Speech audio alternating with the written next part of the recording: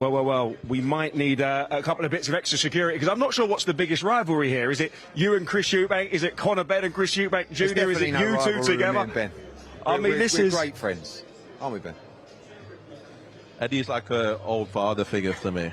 You know, he's an old like that father. uncle, you know, like You could learn a lot. To be honest, you'd like to be this daddy right now, wouldn't you? Yeah. He works for his father, and he's a little bit jealous of having that I started myself. But I do get on with Eddie. Not where you start, it's where you finish, boy. I'm still in the game. I'm still younger than when you were when you started. I'm still younger than when you were when you started. You don't look it anymore, boy. You've aged a lot in the last couple of years. Now talk to me, guys. Can we agree to have a little bit of parliamentary procedure? I hope that doesn't trigger you. Right. I hope that doesn't trigger you. You started it, right? But what I will say is the mask is slipping. I mean, firstly, probably in the net, not you, don't worry. And then you've not got a mask on. What do you mean? Listen, what I'm saying is that was atrocious from Chris Eubank Jr. Firstly, you'll see in the next 48 hours. First, do you even know what happens in terms of the paramedics and how everything works on fight night? Probably not. I'll tell you for you. There is a log of procedures. Chris Eubank Jr. has just made the most wildest accusations, and the mask is slipping. He wants to portray this terrible thing about how he's the victim, etc. All I wanted to do was say a few words, you know, about Ricky Hatton. I don't care about Chris Eubank Jr. The guy, for me, is a fake, and he's trying to make out that everything's stacked against him.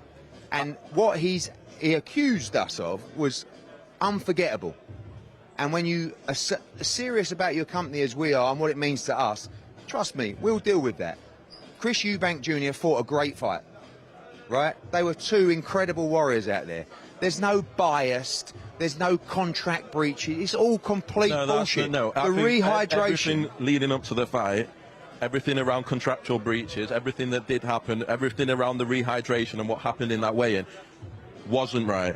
The stuff that went on before that fight, not just saying it was matchroom, wasn't right. What are you talking about? The overwhelming amount of cameras and media in that weigh-in.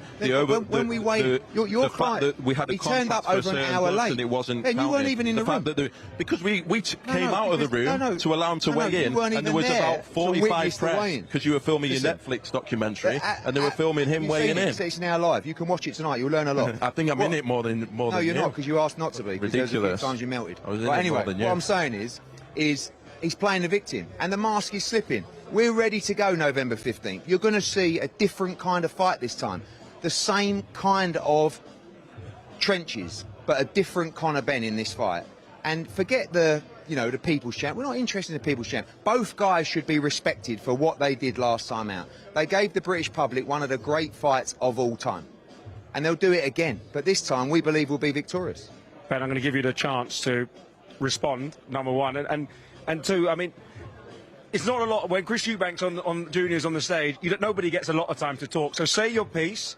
Is there anything you want to say directly to Eddie? And talk to me about this fight. I mean, Chris has said, once you get punched in the face, all of this kind of calmness that Conor Benn's showing during his press conference is going to go out the window. Do you believe that to be true? All I would say is what Chris had to go through for the first fight. I've never seen a fighter have to go through that many hurdles to actually make his championship weight. No, the rehydration clause, everything around that, getting prepared. He didn't miss that. With what happened with his contracts, with the gloves, with the weigh-in. Contract wasn't with us. Was stacked against him. Who was your contract with? Listen, I'm not believing you. Who was your contract with? Who was your contract with? Our contract was with Seller. Yeah, no, with Seller. And Seller. So if you've got a problem with a contract, why don't you speak to the Saudis? There was issues that Chris had to go through all the way through that fight, and everyone watched it. Everyone watched it. That's why he became the people's hero. Everyone saw the struggle that he had to go through. He's not going to have it this time. He's got Brian McIntyre in there. I think it's going to be an absolute whitewash this time. I think that was the best chance you were ever going to get against Chris Eubank Jr. Eddie, how do you respond? He believes it's going to be a whitewash, it's going to be a walk in the park. I mean, in the build-up to the last fight... Seller and Turk Al-Sheikh have breached the contract so many times. I think I'm going to be having words with them myself. Awful. It's Chris Eubank. Bomac's a great trainer. I mean, I wouldn't polish the turd was a bit strong from Conor Benn. Eubank's a good fighter. But I don't think this is going to be a clear fight either way. I think this is going to be another close-run thing.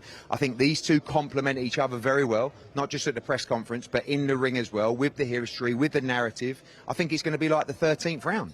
You're talking about Eubank Benn 4 this time, and that's what it is. And I think you're going to get another classic. Bomac, can he help? I mean, I don't know. Apparently Chris wasn't well last time, and he's got all the issues he's had to overcome, and so, you know, but he has got the support of the grands and the young kids and all those people that are following him around the street like the Pied Piper. Listen, he is. It's He's got the fantastic. support of the Yeah, it's people. really good. He's the And most if any of them popular have got a fighter in brain, the they'll see UK straight right now. through that right now. He's the most popular fighter in the UK right now. Guys, I don't think we'll ever come to an agreement between you two. Like, I'm sure Chris and Conor will never be friends like their fathers before that. But, guys, absolute pleasure to have you on. I'm sure this will continue friends. long into the night. But, guys, there is so much more to come live on Dazn.